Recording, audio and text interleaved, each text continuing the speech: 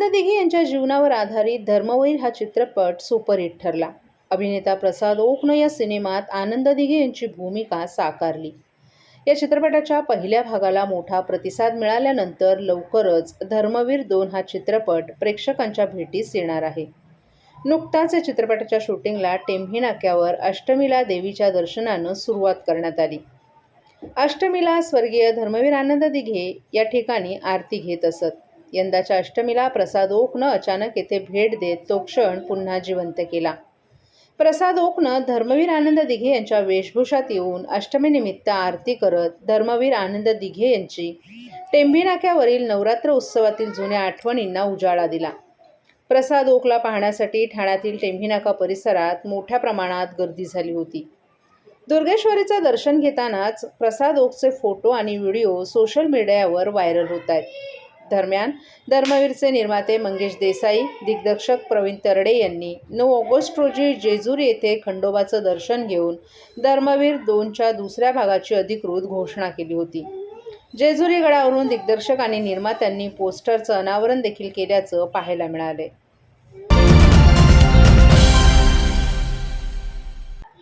मराठा समाजाला आरक्षण मिळवून देण्याचा शब्द आपण दिला असल्यामुळे आपल्या भावांनो, आत्महत्येसारखं टोकाचं पाऊल उचलू नका.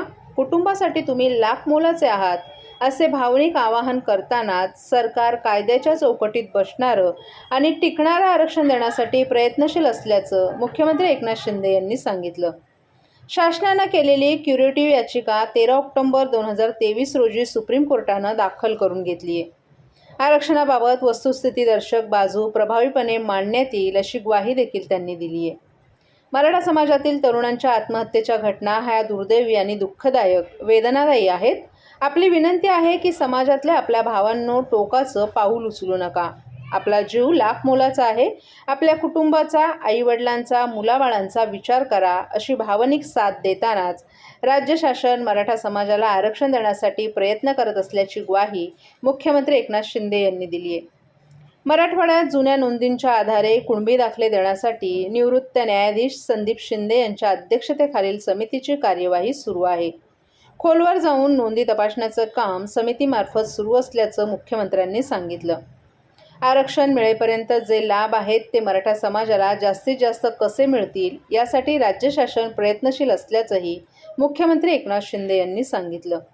आपण देखील सामान्य शेतकरी कुटुंबातील मुलगा असून समाजाला कायद्याच्या चौकटीत बसणारं आणि टिकणारं आरक्षण देण्यासाठी कटिबद्ध असल्याचा पुनरुच्चारही मुख्यमंत्री एकनाथ शिंदे यांनी यावेळी केला.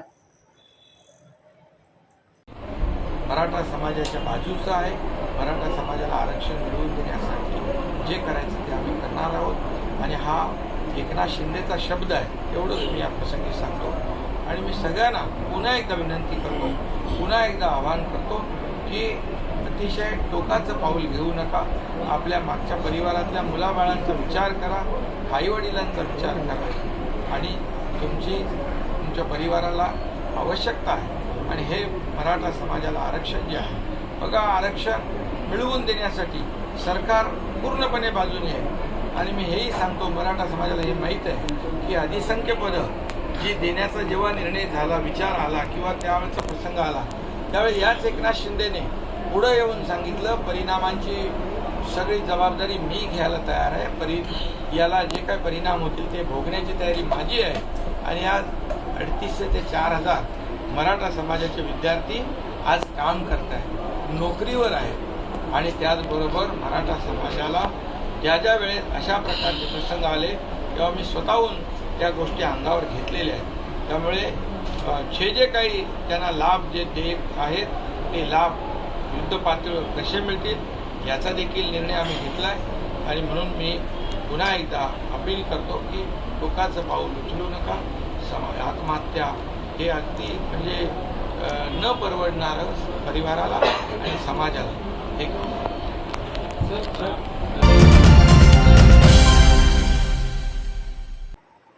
संकल्प प्रतिष्ठान आणि आमदार रवींद्र फाटक यांच्या वतीनं शारदीय नवरात्र उत्सवाचं आयोजन करण्यात आलं असून हा उत्सव जल्लोषात संपन्न होतोय.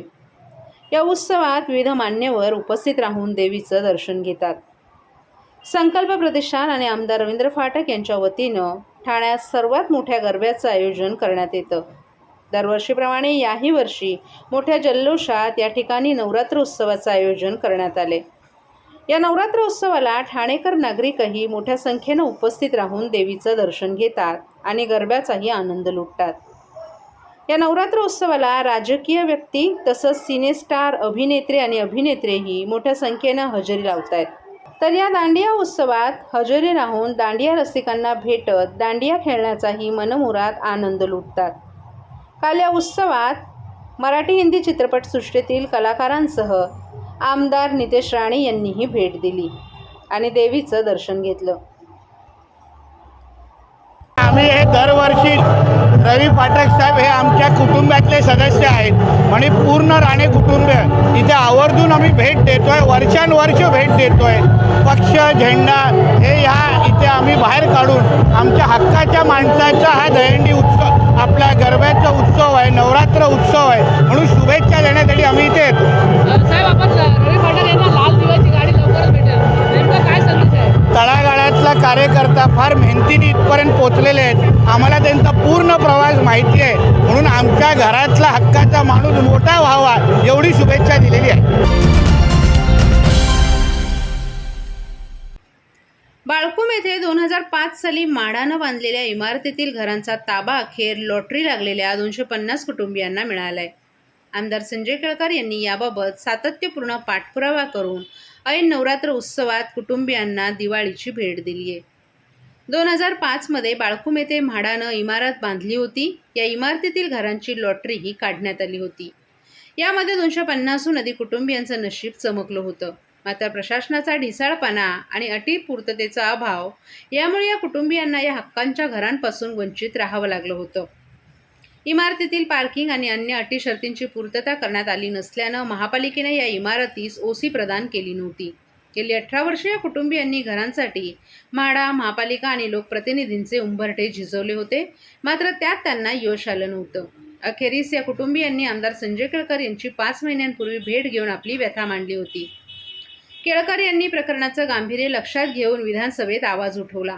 तसंच म्हाडा आणि महापालिकेच्या अधिकाऱ्यांच्याही बैठका घेतल्या. तर आयुक्तांची भेट घेऊनही या विषयावर चर्चा केली. या सातत्यपूर्ण पाठपुराव्यानंतर या इमारतीस ओसी मिळाल्यानं या कुटुंबियांना घरं मिळण्याचा मार्ग मोकळा झालाय. तब्बल 18 वर्षांनी हक्काची घरं मिळणार असल्यानं कुटुंबियांनी आमदार केळकर यांच्याबद्दल कृतज्ञता व्यक्त केली आहे. आमदार केळकर यांना आम्ही यापूर्वी भेटलो असतो तर आम्हाला कधीच घरं मिळाली असती. केवळ 5 महिन्यात त्यांनी आम्हाला घरं मिळवून दिलीत. आमच्यासाठी ते देवासारखेच धावून आलेत अशा शब्दात रहिवाशांनी आपल्या भावना व्यक्त केल्यात. तर काही अटी शर्तींची पूर्तता न झाल्यानं गेली 18 वर्ष ओसी मिळत नसल्याचं केळकर यांनी सांगितलं. यामध्ये अधिकाऱ्यांचा ढिसाळपणाही निष्पन्न झाला होता. अधिवेशनात आवाज उठवून म्हाडा आणि महापालिकेच्या स्तरावर पाठपुरावा करून हे काम मार्गी लागलं. तब्बल 1.5 तासाची प्रतीक्षा संपल्यानं या कुटुंबियांना दिलासा मिळाला याचं समाधान वाटतं, अशी प्रतिक्रिया आमदार संजय केळकर यांनी दिली आहे. मला अतिशय आनंद वाटतोय आज की या ठिकाणी एक तप आणि एक तपापेक्षा जास्त काळ ही सगळी मंडळी जी आहे 250-300 कुटुंब ही घराची वाट बघून डोळे लावून बसलेली होती. आता हा जो लहान मुलगा दिसतोय याच्या जन्माच्या आधीपासून यांनी बुकिंग केलं होतं, यांची लॉटरी लागली होती. आता याचा जन्म झाला, हा शाळेत जायला लागला, परंतु घर काही मिळालं नव्हतं. त्यामुळे महापालिका असेल, म्हाडा असेल, अन्य निरनिराळी खाती असतील, या सगळ्यांची एकत्रित मोळी बांधणं, त्याचा पाठपुरावा करणं आणि आपण माझा हा अनुभव आहे की आपण प्रामाणिकपणे नियत साफ ठेवून जर काम केलं तर यश 100% मिळत असतं. आणि त्यामुळे आज या लोकांच्याच सहकार्याने यांचीसुद्धा टीम जी आहे ती फॉलोअप करण्यामध्ये अतिशय एक्सपर्ट आहे. त्यामुळे त्यांनी देखील माझ्याशी फार उत्तम पाठपुरावा केला आणि या माध्यमातून आज अतिशय चांगला दिवस उजाडला. आता विजयादशमीच्या मुहूर्तावर आता यांना ओसी पण मिळालेली आहे आणि ही सगळी मंडळी जी आहे की पुढचं आयुष्य जे आहे ते आपलं या म्हाडाच्या इमारतीमध्ये नव्याने सुरू करायला मोकळी होती. पुढचे जे काही प्रश्न अजूनही प्रलंबित आहेत ते देखील प्रलंबित प्रश्न प्रशासनाच्या डोक्यावर बसून आपण निश्चितपणे सोडवणार आहोत, जेणेकरून त्यांचं ठाण्यातील टेंभीनाका येथील आयोजित नवरात्र उत्सवात खासदार अरविंद सावंत यांनी उपस्थित राहून देवीचं दर्शन घेतलं. टेंभीनाका येथे जयंबे माचा नवरात्र उत्सव धर्मवीर आनंद दिघे यांनी सुरू केलाय. नवसाला पावणारी आणि भक्तांच्या हाकेला धावणारी अशी या देवीची ख्याती असून देवीच्या दर्शनासाठी दूरहून भाविक आणि भक्तगण येत असतात. त्यामुळे या नवरात्र उत्सवात गर्दी होत असते. 10 दिवस देवीच्या मंडपात विविध धार्मिक, सामाजिक आणि आरोग्यविषयक कार्यक्रमही संपन्न होतात. तर भक्तांनाही रांगेत लवकर दर्शन मिळावं म्हणून विशेष लक्षही दिलं जातं. धर्मवीर आनंद दिघे यांनी सुरू केलेला हा उत्सव त्यांच्यानंतर जयंबे मा सार्वजनिक नवरात्र उत्सव विश्वस्त संस्था मुख्यमंत्री एकनाथ शिंदे यांच्या मार्गदर्शनाखाली कार्यरत आहे. या उत्सवात अनेक मान्यवर हजेरी लावतात. काल या उत्सवात देवीच्या दर्शनासाठी खासदार अरविंद सावंत यांनी उपस्थित राहून देवीचं मनोभावे दर्शन घेतलं. स्वर्गीय आनंद दिघे साहेब असल्यापासून मला 31 वर्ष मी येतोय आणि म्हणून तिचं दर्शन घेतल्याशिवाय मनाला स्वास्थ्य मिळत नाही. आज आलोय तिला एकच सांगेन, महाराष्ट्र काय देश काय अतिशय अनेक क्लेशामध्ये अडकलेला आहे. तो मग राजकीय असेल, आर्थिक असेल, सामाजिक असेल. तुला एकच सांगेन की क्लेशापासून सोडी तोडी मोपास, महाराष्ट्राला आणि देशाला क्लेशापासून मुक्त कर अशीच तुला प्रार्थना. दसरा मेळाव्याबद्दल काय? अहो ही वेळ, ही जागा आहे का? मला वाटतं मी देवीच्या दर्शनाला आलो, राजकारणात कमी बोलूया म्हणून मी तिचीच ओळ सांगितली, क्लेशापासून सोडी तोडी मोपास.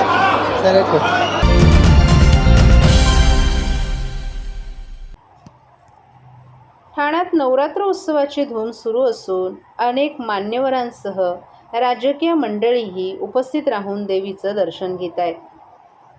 सार्वजनिक नवरात्र उत्सवांप्रमाणेच ठाण्यातील अनेक देवी मंदिरांमध्येही नवरात्र उत्सव जल्लोषात सुरू आहे. ठाण्यातील गावदेवी मंदिर, जानकादेवी मंदिर, पालाई देवी मंदिर, सोनाई देवी, वनदेवी, आईमाता मंदिर, कालीमाता, आशापुरा, सप्तशृंगी देवी, घंटाळी देवी येथे ज्येष्ठ समाजसेवक भास्कर बैरीशेट्टी यांनी उपस्थित राहून देवीचं दर्शन घेतलं. तसंच त्यांच्याबरोबर यावेळी उपशहर प्रमुख आणि त्यांचे अत्यंत निकटवर्तीय मित्र सतीश लोणीकर आणि विश्वस्त सहकारी यांनी देखील त्यांच्यासह उपस्थित राहून देवीचं मनोभावे दर्शन घेतलं.